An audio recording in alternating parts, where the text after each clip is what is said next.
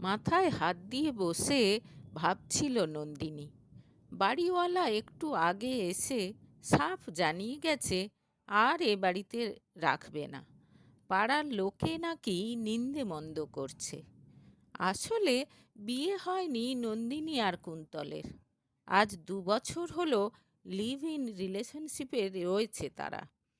যদিও অনেকবার বলেছে নন্দিনী এবার সে বিয়ে করতে চায়, কিন্তু কুন্তলের যেন কোনো হেলদোল নেই। এতদিনে তো নিশ্চয়ই বুঝতে পারছো যে আমরা দুজন যথেষ্ট কম্প্যাটেবল। এই 2 বছরে আমাদের মধ্যে ঝগড়া প্রায় হয়নি বললেই চলে। তাহলে আর কিসের প্রবলেম? এবার তো আমরা বিয়ে করে নিতেই পারি।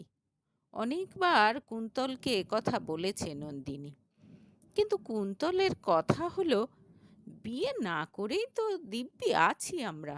বিয়ে করা মানেই তো এক গাদা রেসপন্সিবিলিটি। আজকাল মাঝে মাঝে খুব রাগ হয় নন্দিনীর। দায়িত্ব নেওয়ার ভয়ে কি সারা জীবন এরকম থাকবে নাকি? মাঝে মাঝে তার খুব সন্দেহ হয় কুন্তল সত্যিই তাকে বিয়ে করবে তো। আজ রাতে কুন্তল ফিরলে একটা কিছু হেস্তনেস্ত করে নিতে হবে, মনে মনে ঠিক করে নিল নন্দিনী। আরে বাবা, বিয়ে করলে তোমাকেই করব, সে ব্যাপারে কোনো সন্দেহ নেই। সোফায় আধশোয়া হয়ে খুব ক্যাজুয়াল ভঙ্গিতে বলল কুন্তল। কিন্তু এখন কি করবে সেটা ভাবো।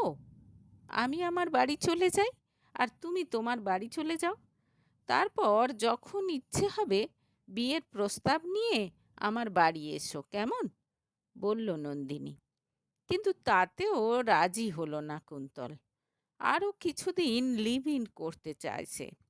শেষ পর্যন্ত ঠিক করলো এ বাড়ি ছেড়ে অন্য বাড়িতে চলে যাবে তারা। কয়েকদিন খোঁজাখুঁজির পর মনের মতো একটা বাড়ি পাওয়া গেল। শহরের এক প্রান্তে বাড়িটা। আশেপাশে ছড়িয়ে ছিটিয়ে 3-4টে বাড়ি আছে। ভাড়াটাও বেশ কম। এখানে কেউ কারো ব্যাপারে নাক গলাবে না, আশ্বস্ত করল কুন্তল। কিন্তু নন্দিনীর মধ্যে সেই আগের উচ্ছ্বাস আর নেই। অনেক হয়েছে লিভ ইন, এবার বিয়ে করে নেওয়ার পক্ষপাতী সে। যাই হোক, কুন্তলের ইচ্ছের কাছে একসময় নতি স্বীকার করতেই হলো তাকে। নতুন জায়গায় আবার নতুন করে শুরু হলো তাদের জীবন। 2-3 দিন পর বিকেলে অফিস থেকে ফিরে ঘরে ঢুকতে যাবে এমন সময় নন্দিনী দেখলো লেটার বক্সে একটা চিঠি রয়েছে। বার করে দেখলো একটা কাগজ ভাঁজ করা। তাতে লেখা, ফিরে এসো মা, তোমাকে খুব মিস করছি। আশ্চর্য, এরকম কে লিখলো? হাতের লেখা দেখে মনে হচ্ছে কোনো বাচ্চার। নিশ্চয়ই কোনো বাচ্চা বদমাইশি করেছে, ভাবল নন্দিনী। কাগজটা ড্রয়ারে রেখে দিয়ে নিজের কাজে চলে গেল সে। কয়েকদিন পর আবার সেই এক ঘটনা। লেটার বক্সে বাচ্চার হাতে লেখা চিঠি। এবারে লেখা, তোমাকে ছাড়া আমার একটুও ভালো লাগছে না, ফিরে এসো মা। চিঠিটা পড়ে আবার খানিকক্ষণ চুপ করে বসে থাকলো নন্দিনী। এরকমভাবে কেউ তার সঙ্গে কেন মজা করবে? কিছুক্ষণ এলোমেলো চিন্তার পর উঠে আবার নিজের কাজে চলে গেল সে। রাতে কুন্তলকে কথাটা জানাতে হেসে উড়িয়ে দিল সে। বলল, পাড়ার কোনো বদমাইশ ছেলের কাজ হবে এটা। কিন্তু নন্দিনীর মনটা কেমন খুঁতখুঁত করতে লাগলো। হাতের লেখাটা দেখে সে নিশ্চিত লেখাটা কোনো বাচ্চার, কিন্তু আশেপাশে কোনো বাচ্চা তো এই কদিনে নজরে আসেনি। যাই হোক, কিছুক্ষণের মধ্যে সব কিছু ভুলে গিয়ে আবার নিজেদের মধ্যে ব্যস্ত হয়ে পড়ল নন্দিনী আর কুন্তল। কয়েকদিন ধরে বারবার বিয়ের কথা বলছে নন্দিনী। কুন্তলের মায়ের সঙ্গে কথা বলে সে জানালো বাড়ি থেকে এবার বিয়ের জন্য তাড়া দিচ্ছে। পরে এ ব্যাপারে কথা হবে জানিয়ে ফোন রেখে দিলেন কুন্তলের মা। কিছুদিন পর আবার একই কাণ্ড। এবার চিঠিতে লেখা, বাবাও তোমাকে খুব মিস করছে মা, তাড়াতাড়ি চলে এসো। এবার মনটা কেমন যেন উতলা হয়ে উঠল নন্দিনীর। তার মন বলছে এটা কোনো মজা নয়, কোনো এক অদৃশ্য শিশুর করুণ আর্তি। কিন্তু কে এই শিশু? কোথায় সে? কেনই বা নন্দিনীকে এরকম লিখছে সে? নাকি এই বাড়িতে আগে যারা থাকতো তাদের কারো উদ্দেশ্যে এই চিঠি লেখা হচ্ছে? এই সব প্রশ্নের উত্তর জানার জন্য ব্যাকুল হয়ে উঠল নন্দিনীর মন।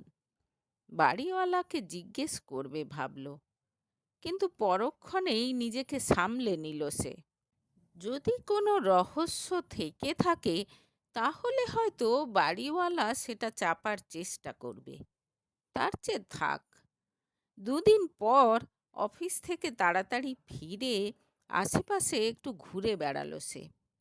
আচ্ছা দাদা, এই বাড়িতে আগে কারা থাকতো জানেন? কাউকে না পেয়ে শেষমেশ পাশের মুদিখানার দোকানে জিজ্ঞেস করলো নন্দিনী। বলতে পারবো না দিদি, অম্লান বদনে জানিয়ে দিল দোকানদার। এরপর অনেক অনুরোধ করায় দোকানের বাচ্চা ছেলেটাকে সঙ্গে দিয়ে সে বলল, এর সঙ্গে যান, এক ঠাকুমার সঙ্গে দেখা করিয়ে দেবে, ওনার কাছে আপনার প্রশ্নের উত্তর পেয়ে যাবেন।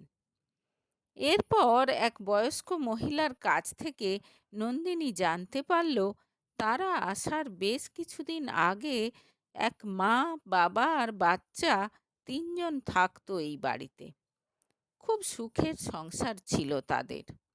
দ্বিতীয় বাচ্চা হতে গিয়ে মারা যায় সেই মা, আর তারপর এই বাড়ি ছেড়ে চলে যায় সেই বাবা আর মেয়ে। বাচ্চা মেয়েটি জানে তার মা একটা কাজে বাইরে গেছে, আবার ফিরে আসবে। এটুকু শুনেই অস্থির হয়ে উঠল নন্দিনী। শুকনো মুখে জিজ্ঞেস করলো, ওরা কোথায় গেছে বলতে পারেন? শুনেছি নতুন বাজারের পাশের গলিতে কোথাও গেছে, অত ভালো করে জানি না। পরদিন আবার নতুন বাজারের আশেপাশে গিয়ে জিজ্ঞাসাবাদ শুরু করলো নন্দিনী। কুন্তলকে আজ আর কিছু জানায়নি। অহেতুক এই কৌতূহলের জন্য কাল কুন্তল বকাবকি করছিল। অনেক খুঁজে অবশেষে সন্ধান পেল নন্দিনী। বাবা আর এক বাচ্চা মেয়ে থাকে শুনে একজন দেখিয়ে দিল। নন্দিনী গিয়ে ধাক্কা মারতেই খুলে গেল দরজা। ভেতরের দৃশ্য দেখে মনটা আর্দ্র হয়ে গেল তার। একটা বাচ্চা মেয়ে, ৬-৭ বছর হবে, কাঁদতে কাঁদতে তার বাবাকে ডাকছে। বাবা মেঝেতে জ্ঞানহীন হয়ে পড়ে আছে। হঠাৎ নন্দিনীকে দেখে ছুটে এসে তাকে জড়িয়ে ধরল মেয়েটা। আমার বাবার কি হয়েছে? বাবা উঠছে না কেন? কাঁদতে কাঁদতে জিজ্ঞেস করল সে। কেঁদো না, আমি দেখছি। জড়িয়ে ধরে মেয়েটাকে সান্ত্বনা দিল নন্দিনী। তারপর তাকে বসিয়ে দিয়ে তার বাবাকে উপুর করে শোয়ালো নন্দিনী। সঙ্গে সঙ্গে নাকে মদের গন্ধ পেল সে। বুঝল মদ খেয়ে বেহুশ হয়ে আছে লোকটা। এই যে শুনছেন? চোখে জলের ছিটে দিতে দিতে ডাকল নন্দিনী। অনু, তুমি এসেছো? নন্দিনীর দিকে তাকিয়ে জড়ানো গলায় জিজ্ঞেস করলো লোকটা। আরও কিছুক্ষণ সেখানে থাকার পর নন্দিনী জানতে পারল বাচ্চাটার নাম রুমকি। রুমকি আর তার বাবা অভিষেক দুজনের কেউই এখনো রুমকির মা অনুরাধার মৃত্যু মেনে নিতে পারছে না। রুমকি তো জানেই না যে তার মা আর নেই। সে জানে মা একটা কাজে আটকা পড়ে আছে, তাই সব সময় চিঠি লিখে মাকে তাড়াতাড়ি ফিরে আসতে বলে সে। বাবা আর মেয়ের করুণ অবস্থা দেখে চোখের জল ধরে রাখতে পারল না নন্দিনী।